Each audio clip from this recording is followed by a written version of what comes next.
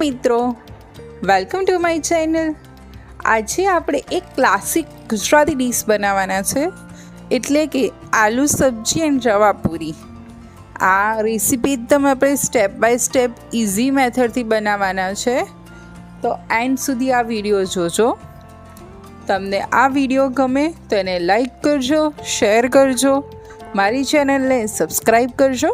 તમારા માટે લાઈક અને શેર ફ્રી છે, પણ મારા ગ્રોથ માટે ખૂબ જ જરૂરી છે. તો ચલો આપણે રેસીપીની શરૂઆત કરીએ. એના માટે આપણે રવા પૂરીનો ડો પ્રિપેર કરશું.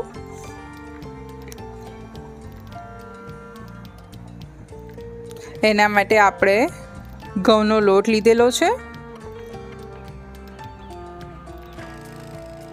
એમાં થોડો રવો ઉમેર્યો છે, મીઠું, મોળનું તેલ લીધું છે. આમાં આપણે તેલ થોડું આગળ પડતું લેવાનું છે.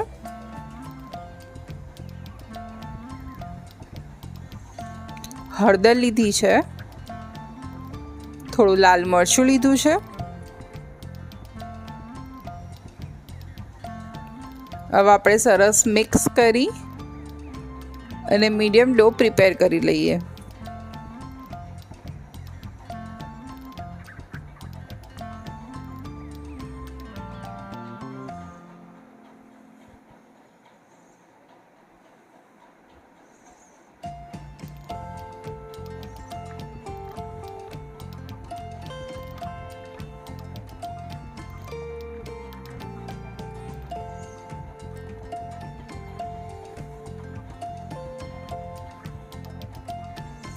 આપણો ડો પ્રિપેર થઈ ગયો છે, તમે જોઈ શકો છો કે મીડિયમ છે. હવે એને થોડો મસળી લઈએ.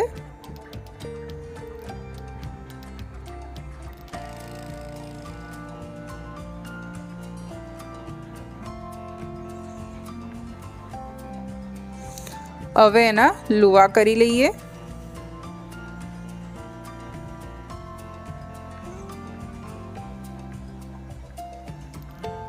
આ એક પરંપરાગત રવા પૂરી બનાવી રહ્યા છે, જે પહેલાં વરાના જમવાનામાં વરાની પૂરી બનતી હતી. એ પૂરી અત્યારે આપણે બનાવી રહ્યા છે. તો આ મેથડથી બનાવશો તો જે રીતે પરંપરાગત બનતી હતી એ જ ટેસ્ટ તમને મળી રહેશે.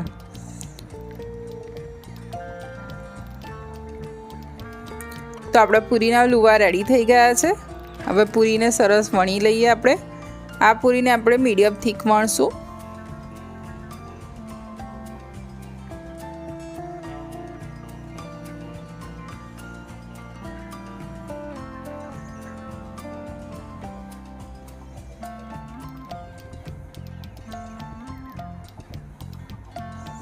આપણી પૂરી વણાઈ ગઈ છે.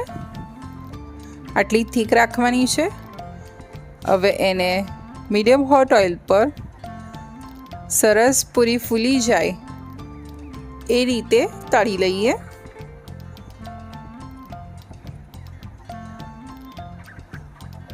તો આપણી રવા પૂરી રેડી થઈ ગઈ છે.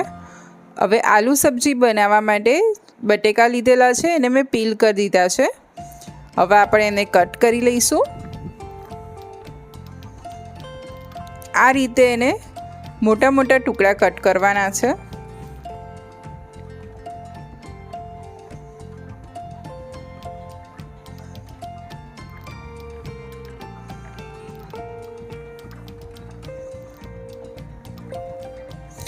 હવે એને કુકરમાં લઈ લઈએ.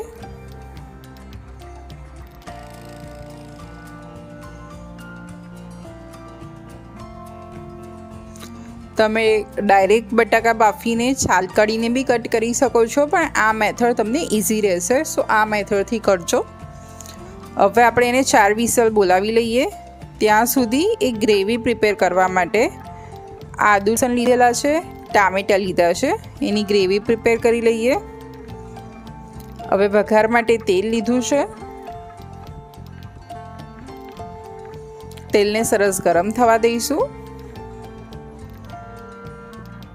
તેલ સરસ ગરમ થઈ જાય એટલે આપણે એમાં તમાલપત્ર, લવિંગ અને તજ લીધું છે, રાઈ લીધી છે, લીમડો અને આપણે જે પ્યુરી રેડી કરી હતી એ લીધી છે. હવે સોલ્ટ લીધું છે કે જેથી આપણા ટામેટાં જલ્દી કૂક થઈ જાય. હવે આપણે આ ગ્રેવીને ઓઇલ રિલીઝ થાય અને એનું પાણી ભરી જાય ત્યાં સુધી કૂક કરીશું.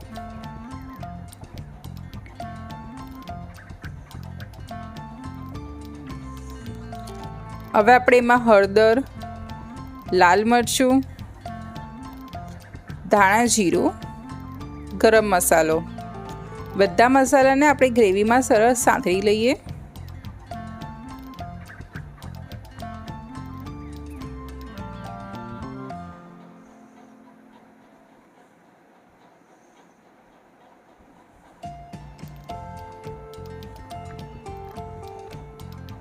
અને બાફેલા બટાકા એડ કરી દઈએ. એને બી સરસ મિક્સ કરી લઈએ.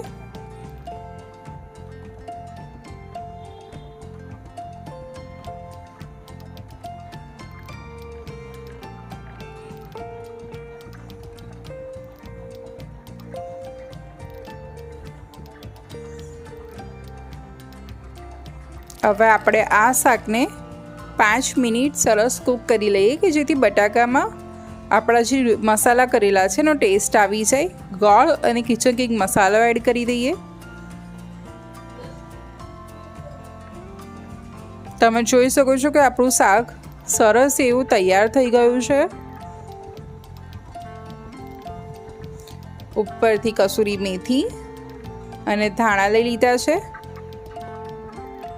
તો આપણું આલુ સબ્જી રેડી થઈ ગયું છે. તો હવે એને સર્વ કરી લઈએ અને એન્જોય કરીએ. તમને આ રેસીપી કેવી લાગી મને કોમેન્ટમાં જરૂરથી જણાવજો. આવી બીજી યુનિક રેસીપી સાથે ફરી મળીશ. આવજો. જય શ્રી કૃષ્ણ.